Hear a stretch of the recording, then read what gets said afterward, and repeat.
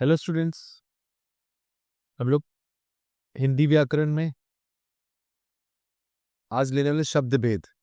ना शब्द भेद 8 प्रकार के होते हैं, उसमें अभी हम लोग 2 लेने वाले हैं, संज्ञा और सर्वनाम। चलो पहले संज्ञा लेते हैं। ना संज्ञा का परिभाषा क्या है? जिस शब्द से किसी व्यक्ति, वस्तु, स्थान, गुण, भाव आदि के नाम का ज्ञान होता है, यानी कि name of a person, place, animal और थिंग, ऐसे शब्दों को मैं संज्ञा, यानी कि ये मेरे इंग्लिश में नाउन होता है। तो अगर मुझे नाउन पता है तो वही मेरा हिंदी में संज्ञा होता है। तो noun is a name of a person, place, animal और थिंग। तो उसी तरह व्यक्ति, वस्तु, स्थान, गुण या भाव को अगर मैं व्यक्त करता हूं, उस शब्द को मैं संज्ञा कहता हूं। उदाहरण: भारत, गाय, गोवा, उपहार आदि। तो ये मेरी संज्ञा है ना। संज्ञा के उप प्रकार क्या है? पहला तो है 5 भेद है। पहला है व्यक्तिवाचक संज्ञा।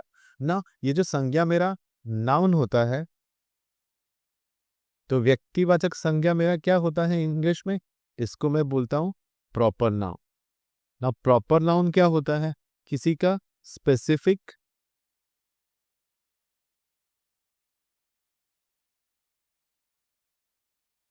ना, जैसे किसी का नाम, किसी प्राणी के बारे में या विशेष कुछ में नाम बताता हूं। लक्ष्मी गाय का नाम है, तो उस स्पेसिफिक गाय का नाम लक्ष्मी है। दिल्ली शहर का नाम है, मुंबई शहर का नाम है, राइट? दिल्ली हमारी राजधानी है।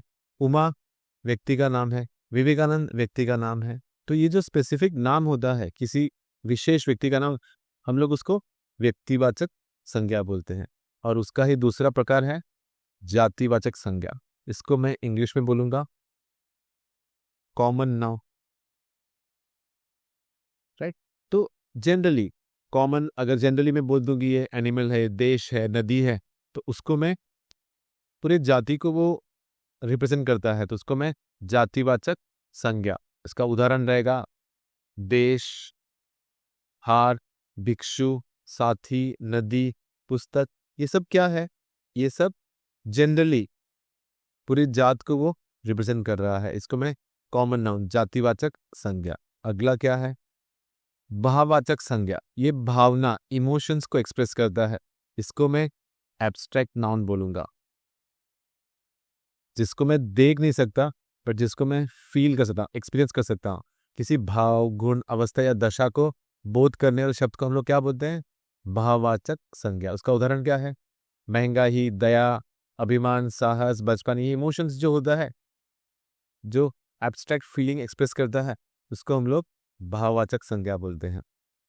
द्रव्यवाचक, मटेरियल, किसी वस्तु के बारे में, धातु है, द्रव्य है, पदार्थ है, इसका बोध करने वाले शब्द को हम लोग द्रव्यवाचक संज्ञा। इसको इंग्लिश में मैं मटेरियल नाउन बोलूंगा, द्रव्यवाचक संज्ञा।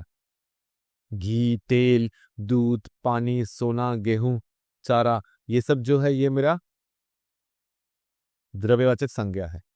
समूहवाचक संज्ञा, इसको मैं बोलूंगा कलेक्टिव नाउन। पूरे झुंड को, पूरे ग्रुप को, पूरे समुदाय या समूह को जो रिप्रेजेंट करता है, उस शब्द को मैं समूहवाचक संज्ञा यानी कि कलेक्टिव नाउन बोलूंगा, राइट? जैसे झुंड, भीड़, सेना, गुच्छ, दल। ये जो शब्द पूरे झुंड को दर्शाते, इसका बोध करते हैं, उसको हम लोग क्या बोलते हैं? समूहवाचक संज्ञा। तो ये मेरा संज्ञा का 5 प्रकार हो गया। अब संज्ञा के बाद अगला है सर्वनाम। ना सर्वनाम मुझे पता है कि ये होता है प्रोनाउन। ना इंग्लिश में अगर मैं प्रोनाउन को देखूं तो वो मेरे नाउन की जगह पे यूज होता है। तो जिन शब्दों का प्रयोग संज्ञा शब्दों के स्थान पर किया जाता है, उन्हें हम सर्वनाम कहते हैं। पुनरावृत्ति मीन्स रीबर्थ। सर्वनाम क्या है? संज्ञा की पुनरावृत्ति यानी रिपीटिशन वो रोकता है। इसका प्रकार क्या है? 6 प्रकार है। सर्वनाम के 6 प्रकार है। एक है पुरुषवाचक, पर्सनल, किसी पर्सन के लिए यूज किया गया। हाँ, इसके अंदर भी first person, second person, third person है, सिंगुलर है, प्लूरल है। ऐसे ऐसे संज्ञा को मैं पुरुषवाचक सर्वनाम कहूंगा, पर्सनल प्रोनाउन। जैसे मैं, मुझे, हम, तू, तुम, तुझे। ये क्या है? First person, second person. और ये third person, we, they, them, वह, वे, यह, उसे, उसको, उनके लिए, ये जो भी है ये मेरा पुरुष के लिए यूज किया गया है, फर्स्ट पर्सन, सेकेंड पर्सन और थर्ड पर्सन, राइट। तो पुरुषवाचक सर्वनाम के बाद अगला आता है, अब यहाँ पे भी पुरुषवाचक का उदाहरण दिया है, मैं प्रतिदिन प्रातः टहलता हूँ, तुम, वे, ये मैं, तुम और वे क्या है, पुरुषवाचक सर्वनाम है। निश्चयवाचक, डेफिनेट प्रोनाउन, राइट ना, किसी निश्चित व्यक्ति के बारे में या किसी वस्तु के बारे में ये बता रहा है, यह नियम, ये नईम की गाय है, तुम्हारी पुस्तक वह है, ये यहाँ पे यह और वो क्या है, निश्चयवाचक सर्वनाम है। इसमें हमारे पास अनिश्चयवाचक भी है, इनडेफिनिट भी है, यानी कि अगर मुझे कुछ डेफिनिट पर्सन या रेसिडेंट अगर मालूम नहीं पड़ रहा है, उसके अंदर कुछ है, कोई है, बाहर कोई तो है, माँ कुछ खाने को दो, तो ये कुछ और कोई मुझे पता नहीं कि कोई स्पेसिफिक निश्चित व्यक्ति या कुछ निश्चित वस्तु है या नहीं है। अगर निश्चित व्यक्ति नहीं मालूम पड़ता है, निश्चित वस्तु नहीं मालूम पड़ता है, तो उसको हम लोग अनिश्चयवाचक सर्वनाम बोलते हैं। तो निश्चयवाचक और अनिश्चयवाचक के बाद अगला है निजवाचक। निजवाचक मीन्स रिफ्लेक्सिव प्रोनाउन, जो स्वयं पे, हिमसेल्फ, देमसेल्फ, स्वयं, खुद पे, अपने आप पे, मैं अपने आप खाना ले लूंगा, तुम्हें अपना काम स्वयं करना चाहिए। तो ये जो आप और स्वयं है, ये क्या है, ये मेरा निजवाचक सर्वनाम है।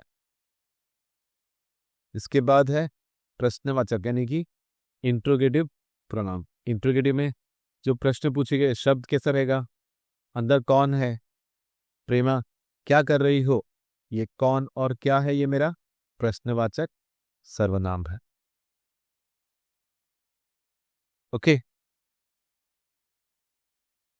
नेक्स्ट रिलेटिव प्रोनाउन, संबंधवाचक सर्वनाम, जो शब्द संज्ञा या सर्वनाम या किसी अन्य संज्ञा या सर्वनाम के साथ संबंध स्पष्ट करते हैं।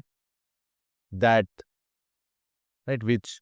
नाउ यहाँ पे जो जीतेगा उसे इनाम मिलेगा, तो जो, उसे, जो जैसा करेगा वो वैसा भरेगा, तो जो, उसे, जो, वैसा, तो ये मेरा जो, दैट, जो भी है relative, it shows the relation, ये मेरा संबंधवाचक सर्वनाम है, राइट। तो ये संज्ञा और सर्वनाम को प्रैक्टिस करो, थरो करो, और फिर आगे हम लोग और शब्द भेद देखेंगे। ओके।